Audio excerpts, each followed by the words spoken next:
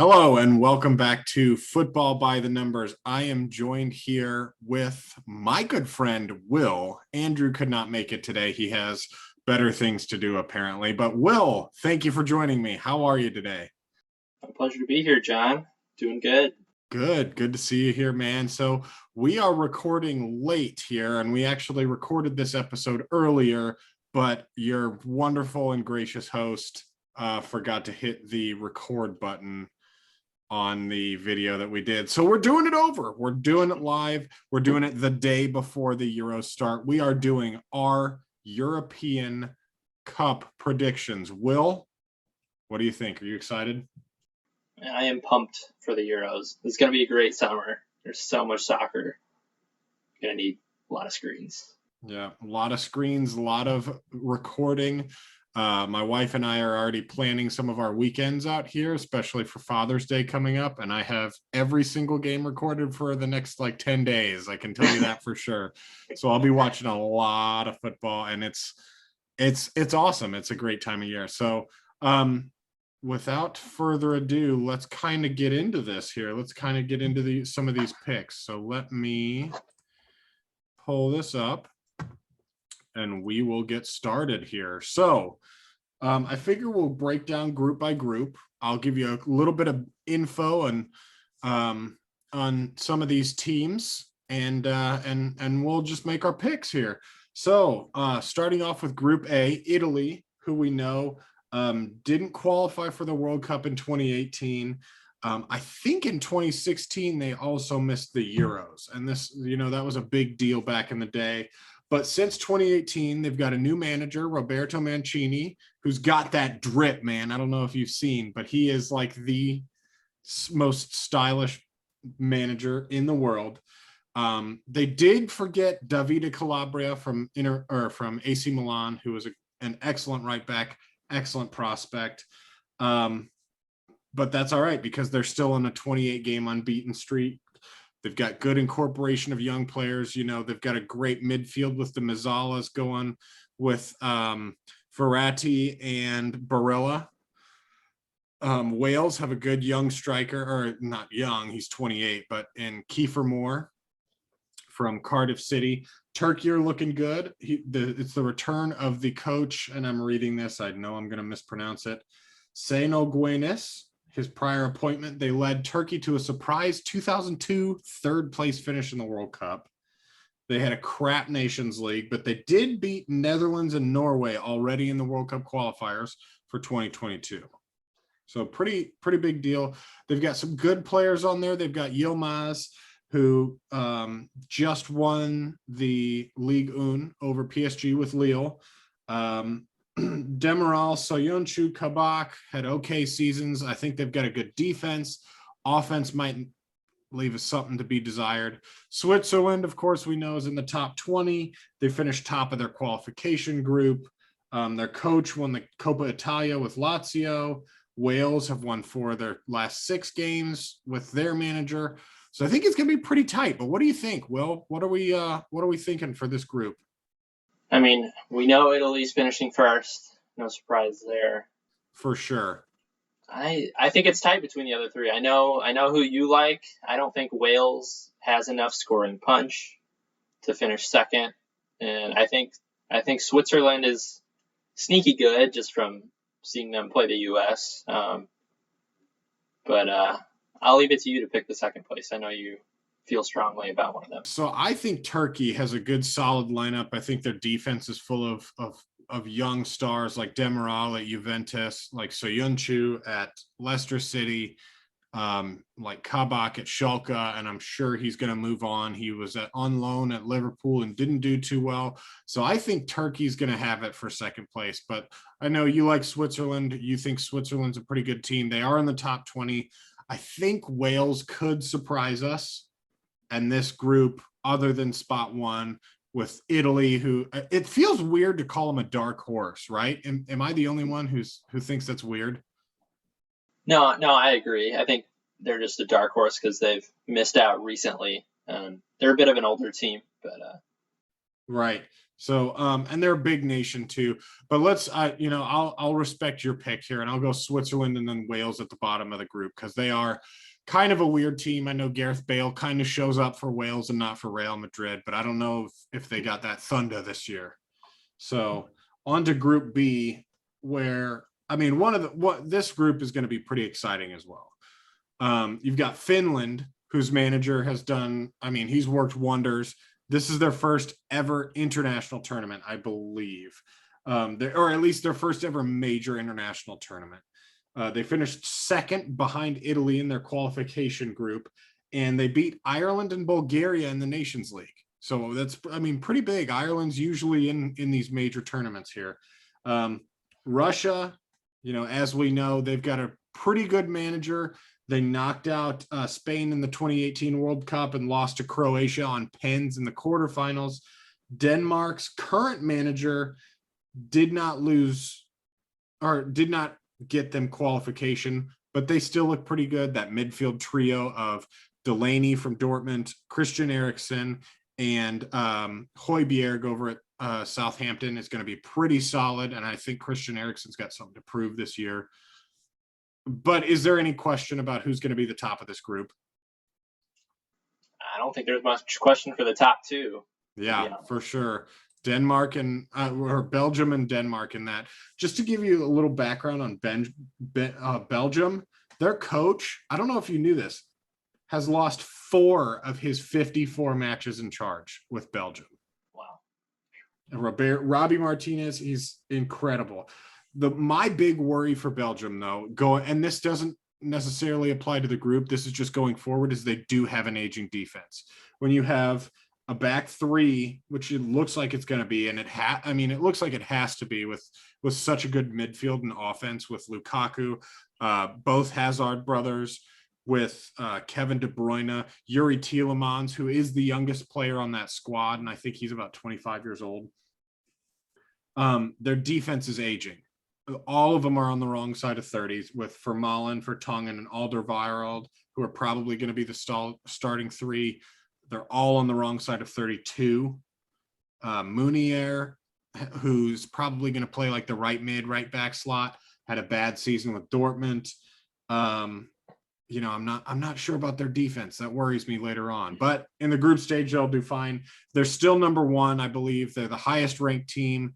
They've held that spot for like 3 years, despite getting third in the World Cup in 2018. I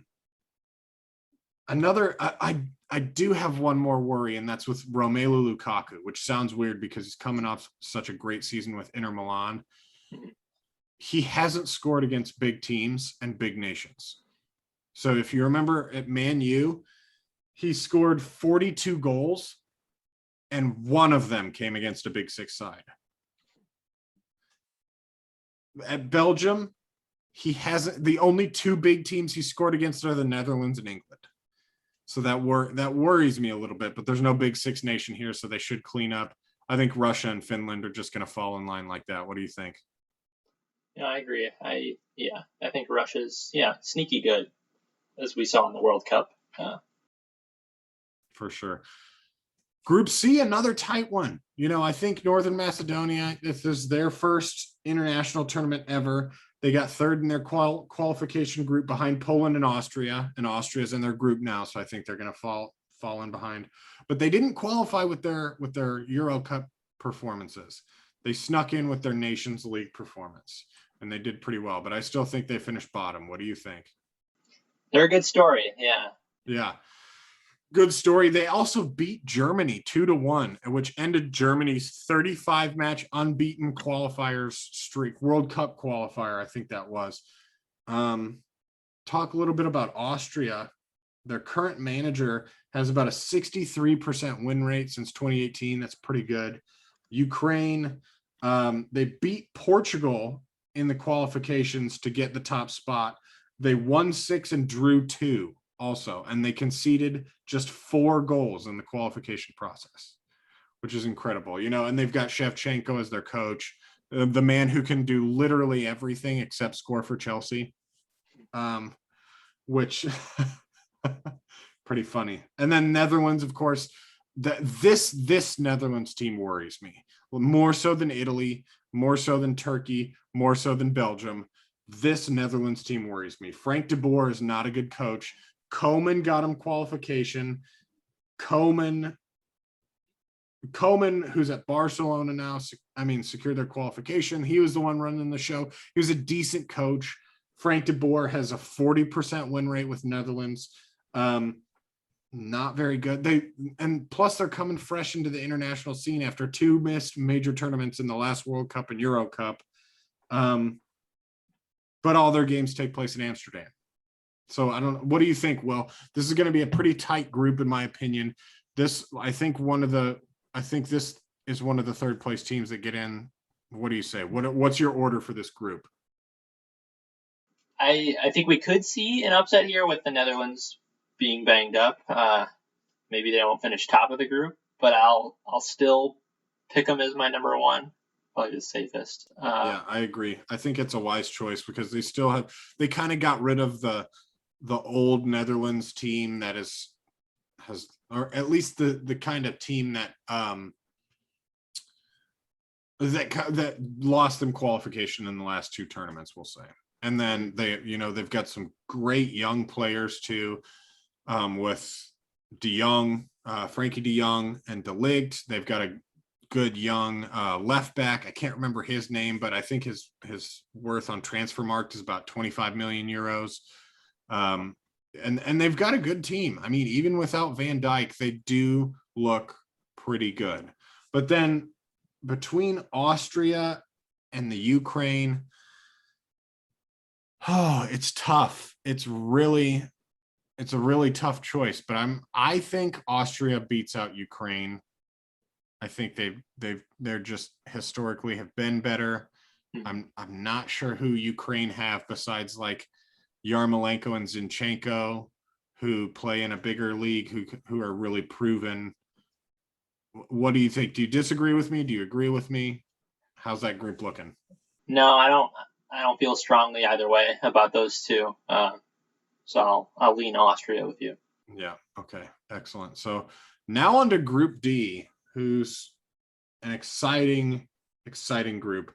Let's just start this off this way. I don't have faith in Gareth Southgate. I think he's too defensive a manager for the offensive talent that England have. He's going to play 5 at the back with a 3 center back setup, which you don't do when center back is your weakest position. Harry Maguire's allegedly struggling with injury. No James Ward-Prowse. And he's taken Ben White from Brighton. No Trent Alexander-Arnold, but he does have 3 other right backs that he took. They were poor in the Nations League, but they did get 37 goals in European qualification. So, I mean, that speaks for itself. Scotland. This is an interesting team. This is their first major tournament since 1998. And they finished 3rd in European qualification behind Belgium and Russia in their qualification group.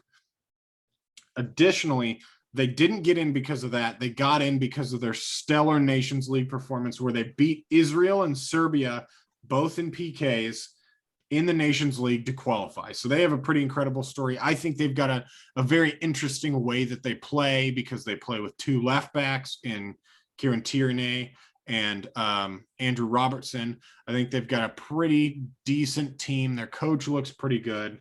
The Czech Republic, I'll hit on them real quick because I want to talk about Croatia a little more here. Because Croatia is one team that I think could be a bust. I think they could flop out, and I'll address the second team that I think could be a bust, much to my chagrin. But the Czech Republic has a new coach. Their old coach secured qualification and looked pretty good, but then he lost to Israel in the Nations League and was tossed out. So this is kind of up in the air. I think they're too young, or at least their good talent, their up and coming talent is too young. So I think they're going to finish 4th. But they could beat Croatia. Croatia, as we know, were runners up for the World Cup in 2018. Luka Modric was the engine deciding that. But let's not forget, they got to the semifinals with 2 lucky PK wins against Russia and against I don't remember who the other team was that they went to PKs and won with. But it was a pretty lucky draw there. Their coach said he was the second best coach in the world, kind of tongue in cheek, but I don't think he meant it as humor. They got slapped. I mean, their form has been awful the last 2 years as well. And just to kind of go through that a little bit, they got slapped 6-0 in the first match by Spain in the Nations League. They've conceded more goals than any other team in the Nations League, which is shocking, considering, some of their young defensive talent like Josep Guardiola. They had 2 wins in the Nations League out of 10 total matches. Their form in 2020, they played 8 games. They won twice, they drew once, and they lost 5. And then in 2021 so far, they've played 4 and they won 2. But those 2 wins were against Cyprus and Malta, those 2 tiny little island nations in the Mediterranean Sea. They drew once against Armenia and they lost against Slovenia. So they are not looking good. I don't have a lot of faith in Croatia. To me, they're going to battle it out for second place with England winning the group. But what do you think? I have a different opinion than I think you will in this group. Yeah, I think I just trust the veteran guys in Croatia, the veteran stars, to get it together and at least get them through and finish second in the group. I mean, there's just not enough star power in Scotland for me. I mean, would you say Andy Robertson is Scotland's best player? Yeah, I would say that for sure. But they've got some good talent coming up. They've got Billy Gilmore, who's at your team, which is Chelsea. They've got Kieran Tierney, as I said, who usually plays left center back behind Andy Robertson. Their formation is interesting too. I was watching a video on it. They play 3 center backs with Andy Robertson at left mid, but they do kind of have like Scott McTominay or somebody drop in at either right center back or at, like a right center defensive mid and then drop in and play 4 at the back. They do have, what's that guy's name over at Aston Villa? I don't remember. They've got a lot of good young talent. I think they'll be an interesting team. I think they're one to watch, but I think they, it's a safe bet to say that they finish third.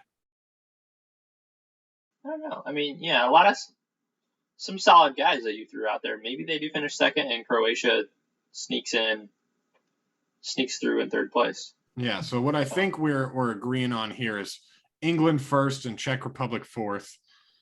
Do we want to go Scotland second, Croatia third, and make it interesting? Or we want to go on a limb here, or what do you say? Do we go safe or do we go risky? Nah, I say we risk it. Let's be different. Let's risk it. Let's do it. I like it. So, and then Group E. Group E, I think, will be interesting too. So we have Spain, Sweden, Poland, and Slovakia. So Spain, Luis Enrique, the former Barca coach, I think he might be one of the best coaches in this league. I think he, Roberto Martinez, Joachim Löw, despite his 2018 failures, are, 3 of the best managers here. Luis Enrique, he stepped away for personal reasons, and his assistant coach led them to 10 unbeaten games and qualified them for this European Cup. But then Luis Enrique said that he wasn't loyal or something along those lines, and he fired him, which is a weird decision for me. He also is only bringing 24 of 26 players. So they're allowed 26, but he's only bringing 24. There's also no Real Madrid players on this team because Carvajal's hurt. Ramos was kind of hurt this year, and I think he's going with form over like traditionally good players. In addition, there's only 3 players from Atletico Madrid and 2 from Barcelona. So out of 24 players that he's bringing, 5 are from the big 3 teams in Spain, which is interesting. They did thrash Germany 6-0. They also thrashed Croatia 6-0 in the Nations League. But they don't have a star striker. And they did struggle, as we saw in the last World Cup, with no star striker and with Iniesta's goodbye. They did lose to Russia in the round of 16 on penalty kicks. So I think that'll be interesting. Sweden is a big team that I think is going to do extremely well in this tournament, and that I think is going to do extremely well in this group, and better than people might think. They did win their group in 2018. Their group consisted of Germany, South Korea, and Mexico. Although Germany did beat them. I want to say that. Germany, my boys, did beat them in 2018 in the group. That was their only win, and Germany did finish bottom of the group in that World Cup. But anyway, they had a very strong group, and they did do poor in the Nations League. But I think that their coach can lead them to victory. You know, they've got people up front like Alexander Isak. They've got Emil Forsberg still on the team. They've got Kulusevski over at Juventus. I think this group is going to be very interesting in how it plays out. What do you think it's going to look like? Yeah, I think a lot of people are sort of writing them off because of no Ibrahimovic for the tournament. But I mean, he hasn't been with the club for years. So, and they've looked fine without him. I really like them. They're a solid team. They could, make some noise in the knockout stages, I think. Yeah, I agree. So what do we think about this group? Do we want to go Spain? Spain have looked very good so far. Even without like a star striker, they're starting with either Alvaro Morata, who I think is just like the most overrated striking talent in the entire world. He lives offsides, and when he's not offsides, he's just not great. And, Juventus, he had a poor season this time around. He's been poor. He was poor at Chelsea. He was poor at Atletico Madrid. He's just not, I don't think he's great. Gerard Moreno is doing very well, but I think he usually plays off the right. For me, it's between Spain and Sweden at the top of this group. I think they go 1 and 2. What do you think? Even though the Spain's not the Spain of old that we're used to, I mean, just based off those big wins over Germany and Croatia, I would lean Spain still. Yeah, I agree. And then we'll go Sweden second. Do you think Slovakia can beat out Poland for third place? I do not. Do you? I do not. I think Lewandowski, although he doesn't have the Thomas Muller who feeds him goals, essentially, he will power them to a good third place. And that's Group E for us. Group F. I mean, this is the group of death, and I hate that it's the group of death because it's got Poland, France, and Germany, 3 incredible teams, and in my mind, 2 of the best. I mean, Portugal and France were the 2. We've got France, who are defending World Cup champions, who are easily the best team coming into this, despite Belgium being ranked number 1. Portugal are the defending champions of the Euro Cup, and they beat France in the Euro Cup 5 years ago now, even though it's Euro 2020. Germany are looking weak, with no Marc-Andre ter Stegen, who's getting knee surgery, no Marco Reus, who's been chronically injured, and I think he's kind of retiring from international football to just maintain his health and extend his Borussia Dortmund career. Although Germany do have 6 major tournaments under Löw, 3 finals and 6 semifinals, which, to put this in perspective, that's just under Joachim Löw, who's been in charge since 2004, I think, maybe 2006. That's better than every single England manager ever combined. So just under 1 manager. So he does, he's had a little bit of a rough spot, but we got to remember the pedigree of Löw. He also did lose at home to North Macedonia, and he was unbeaten in 35 World Cup qualifying matches before that. So let's remember that as well. And he lost 6-0 to Spain in the Nations League. We've got Portugal, who are defending Euro Cup champions and Nations League champions. They just won the Nations League as well. Hungary, I'm just going to make this call for us in the group of death. They're without their talisman, Dominic Szoboszlai. He's injured, so I think they're an easy fourth. But how do you think this group plays out? Well, the group of death. Yeah, I think Hungary's no slouch at 4. Tough draw for them, but I think it's just a question of who's 1 and 2 here. I just think the depth of France. Portugal has a ton of attacking talent, but France overall has a better roster, in my opinion. Yeah, and I would pick them to finish first. Their second team could beat anybody. And to know that Aymeric Laporte, who switched nationalities to the Spanish team, had never gotten a call up for France, says a lot about the depth of France and how good they are. So I think it goes France, Portugal, Germany. As much as I hate to see that, I think Ronaldo's going to do well in his last tournament, and I think that Portugal overcome Germany. So let's get into the last 4 teams who will make it in. So this is an expansion new this Euro Cup. The best third place teams get in to the round of 16 now. Who do we think it's going to be? I have an idea of who I like. But I want to hear your thoughts about, because this could work against Germany. If Germany get beaten by both Portugal and France and can't pull off any points, they could be out of the tournament, depending on how badly the other third place teams do. Mm-hmm. So what are we thinking here about these third place teams? I'm liking Croatia and Poland, and I want to pick Germany, but I just don't know with that group. Maybe Switzerland for me is my third. Interesting. I was going to say Russia, Ukraine, Germany, and then the other one was the last one was a toss-up, because I think Russia and Ukraine are looking strong, especially Ukraine. They are looking stronger. Their form coming into this with 10 unbeaten with 4 or was it, I'm sorry, was it, let me take a look at my notes here, but with only 4 goals conceded, they are looking very, very strong. I'm sorry, it's 8 unbeaten, and they got top spot in their qualifications, and they only conceded 4. But yeah, I think for argument's sake and just for my heart, I have to include Germany. You like Croatia, so let's include Croatia, because we can say that Luka Modric can power them to a round of 16 one last time, but I think that's as far as I have them go. Mm-hmm. Who do we want to say are the last ones? Poland, Lewandowski, do we want to say him just for argument's sake? Yeah, I'm okay with that.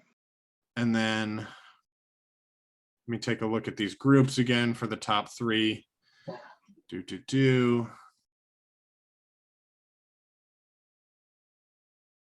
Ooh, this is tough. Russia's got a tough group, man. They do. They do have it. Looking at these groups. Maybe Ukraine. Or you already have Ukraine through?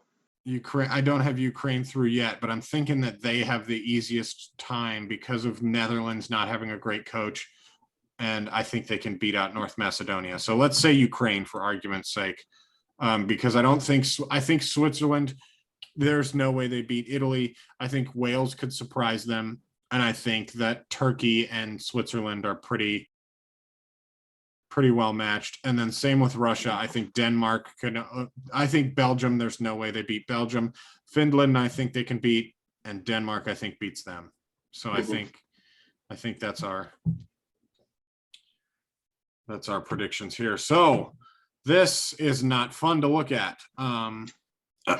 Belgium, Germany, Italy, Austria, France, Ukraine, Scotland, Sweden, Spain, Croatia, England, Portugal, Netherlands, Poland, Turkey, Denmark. Oof, woof. Not a terrible draw for Germany. Belgium, pretty big chokers, almost as big as England. Yeah, for sure. I think a little banged up, De Bruyne and De Bruyne, I did see this morning, got facial surgery. He did walk into training to kind of hang out with the team. I don't know that he's training yet, but he did have 2 black eyes, but he is looking good for at least the later rounds of the group stage.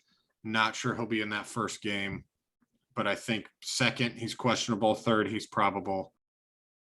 What about Eden Hazard's form right now? Like, I think it's very highly dependent on that. I think with Martinez at the coach, if they play like a 3-4-2-1 and they allow Hazard and De Bruyne, if Hazard finds his feet and can perform somewhat well and has the freedom in the attacking area with Kevin De Bruyne, with their ball distribution and the way they carry, I know that Hazard's lost a yard or two of pace and he's lost a lot of quickness, but I still think he can do it. It burns me to say this, but I think in this one, I wish that Germany had landed where Croatia or where Poland is now, but I think that Belgium beat them out. What do you think? definitely have more talent. I'll stick with you and pick Belgium, but I wouldn't be surprised. It really could go either way. It really could go either way, and the third place teams could be arranged differently than this. So I'm not sure. Mm-hmm. Italy, Austria. I mean, it's got to be Italy. It's got to be Italy in my mind. Same with France, Ukraine. France, I think it does it. Scotland, Sweden. This is a nice match. Yeah, Scotland, Sweden. What do you think? My vote would be Sweden, I think. I agree. I would like to see Scotland do it and go to the quarterfinals. I think that'd be fun to watch them go and be an underdog, but I don't see it. Spain, Croatia. I think my vote's got to be with Spain. What do you think? Right. I mean, they recently played, right? So yeah, and Spain blew them out. So if it's a repeat of that match or anything close, plus the Croatian manager kind of irked me with his comments from the last World Cup. So I'd like to see him get put in his place and get shown that he's not the second best coach in the world right now. This match is interesting. England, Portugal. I want to hear your thoughts on this match before I weigh in. Pretty evenly matched talent-wise, but especially offensively. I mean, England just chokes too often for me to pick them over the reigning Euro champs. 100% agree. Their weakest spot is center back, and if they use three of them, I don't think there's any way. I think Ronaldo could be a player of the tournament or top goal scorer. Either way, I think Portugal does it. So, Netherlands and Poland. This will be another interesting game because the Netherlands team kind of looks weak. Frank de Boer isn't that great a coach. Poland, additionally, I think has a new manager, a new coach. What do you think? What do you think, Will? I'll take Netherlands just because I don't think Poland's really got anybody outside of Lewandowski. Yeah, they don't really have the depth, and I really want to. I'd love to see an upset here, especially if Netherlands move on right in this spot. But I just don't know, man. I don't see it. So, shock to Lewandowski. But anyway, moving on here. Turkey, Denmark. This is another interesting. There's some good matches here if this is how it lines up in the round of 16. Who do you have in this match? I would take Denmark just because of their historical prowess. Yeah, I agree because Soyuncu, Kabak, and Demiral are all their center backs there.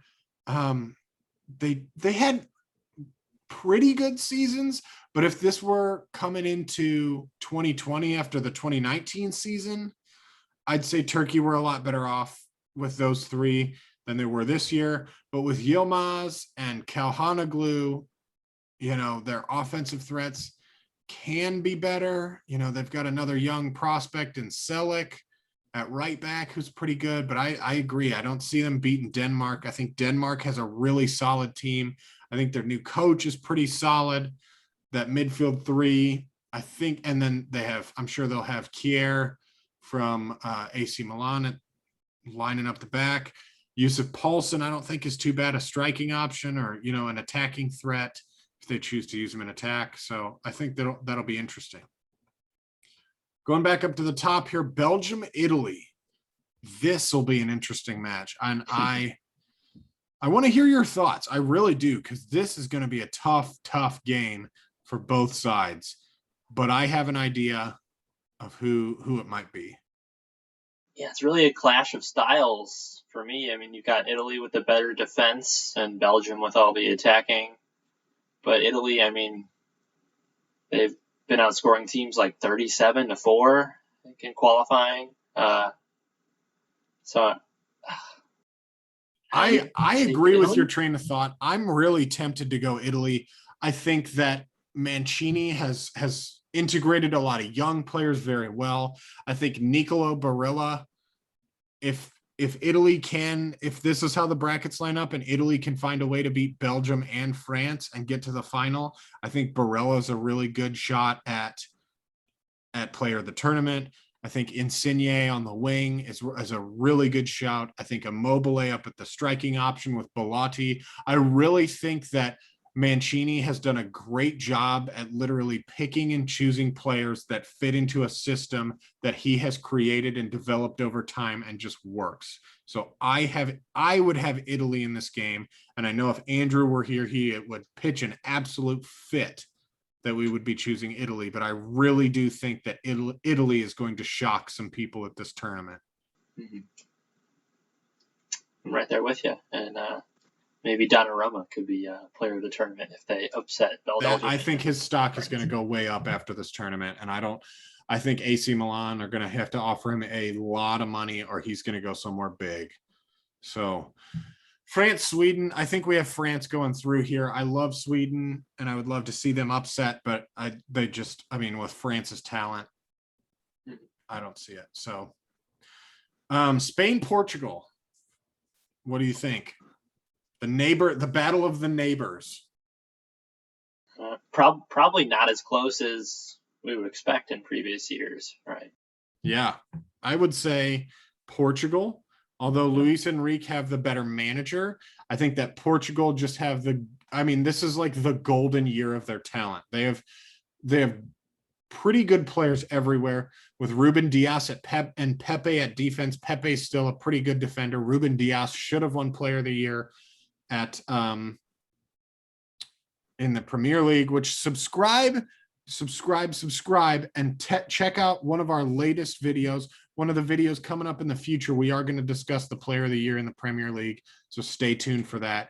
And then comment and tell us if we're wrong about any of these picks too. But anyway, Portugal have just a golden generation of talent right now. And I think they beat Spain. I think the stars are literally aligning from this country of 10 million people. And I think they're just going to go right through. What do you think? No, I would agree. Spain is sort of on the downslope of and Portugal's right at their peak. I mean, if we take a look, Spain without a goal scoring threat, just, like looking at 2018, I keep looking at 2018 and it's like, look, they were a good team, but they got beaten in PKs by Russia because they didn't have a world-class scoring option. And without that world-class scoring option, even with the talent and creativity that Spain has, it's going to be a hard trip for them. So, and this one, I think this match could be boring, but I think it's two pretty evenly matched teams. They're not direct neighbors, but they're pretty close. Who would you have in this game? I think I'd take the upset and take the Danish. Yeah, I agree. I think the Danish are looking good. It'd be shocking to see them in the quarterfinals, considering the quality of their team in comparison with other teams like Germany, like England, like Sweden.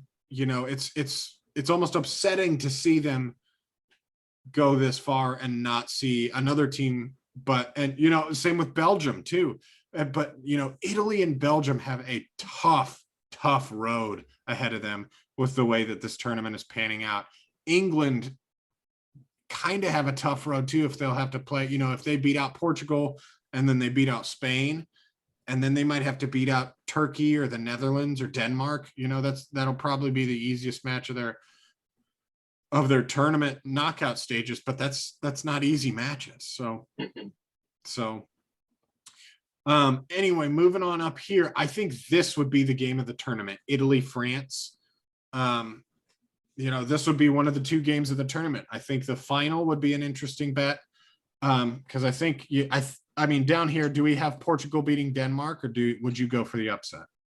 No, I'm not picking Denmark over Portugal. Yeah, well, the stars don't align that often, and when they do, they don't align for Denmark. I agree. So, are we going to go for the rematch of 2016 and go with France, or are we going to go with Mancini's Italy? Do we believe in Didier Deschamps, or do we believe in Italy? I'm here for the repeat of last year. I would love to see a Portugal-Italy final, and I would love to see Italy win it all. I would love to see Portugal win it all. But me personally, I think France is going to do it. I think they just have a hunger. I think they have a desire to win it.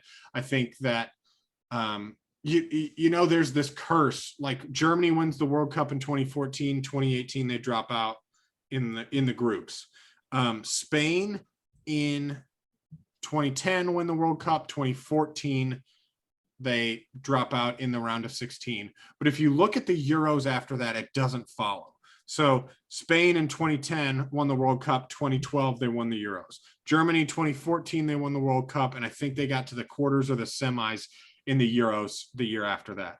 France, I see them doing it all, man. I think they could repeat. They just have a hunger, a desire. They have the depth. Griezmann has been one of the best players of the tournament. They've still got Mbappe. They've got Pogba. They've got Conte coming off incredible second halves of the season. Their defense is just outstanding as well. I think France do it. I mean, I'd love to have this argument with you if you have an argument. And don't get me wrong, I would love to see anybody upset France, but I think they could go through undefeated. Yeah, I mean, their form hasn't dropped off at all since their World Cup, and now you add in Benzema, who wasn't there before. I mean, whew. Yeah, and not only does their form continue from the World Cup, and it gives me chills just to say this, it almost looks like they're playing better. And it's scary to say that because the France team in 2018 was so good. But it's almost like they're better now. As crazy as that is to say, I think in the Nations League, I think Griezmann was the best player of the tournament. I think the Nations League of 2019, he was the third best player of the tournament. In the World Cup, he was the third best player of the tournament. All those are based on ratings by, I think it was I can't remember the website that I saw those on, but those were based on average rating of the tournaments, and he averaged like a 7.4 in 2019 and 2018. In the 2020 Nations League, he averaged like an 8.1. I mean, France are going to do it, man. I hope they don't. I'd love to see an upset, but I think they're going to do it. I have to agree. Too much to deal with. Yeah. So anyway, speaking of doing it, that does it for our extended episode of our Football by the Numbers European Cup predictions. What do you guys think? Do you disagree with us? How does your bracket look? Does it look any different from ours? Let us know in the comments down below. By the time this video gets posted, a couple of these matches will have been played. So you'll get to see, compare it. How did we do? How does the actual tournament play out? Let us know in the comments down below. Thank you, thank you, thank you. Please remember to subscribe and hit the notification bell. Will, thank you for joining me. Is there anything you'd like to plug here in the last couple of minutes of our... Yeah, go follow us on the socials, Twitter and Instagram. We've got some awesome videos coming out on the state of the U.S. men's national team. Go back and listen to our European Super League discussion. Yeah, I'm sure we'll have a follow-up video on that now that the penalties and fines are being doled out by UEFA. So stay tuned for that as well. And is there anything else, Will? No, I'm excited for some Euro action to get underway this weekend. I'm excited for that too. We might have to do a Copa America preview too, because that's starting up pretty soon at right around the same time. We've got the Gold Cup coming up. Stay tuned for our Gold Cup preview. We'll do another State of the Union address where we talk about the men's national team right before that, talk about DK and his form, talk about Aronson and his form. So stay tuned for all those videos, guys. But thank you for watching this video, for staying tuned all this way. Thank you for giving us a little bit of a break here. with with our lack of posting. Please remember to like, comment, and subscribe, and we'll see you next time. We are Football by the Numbers.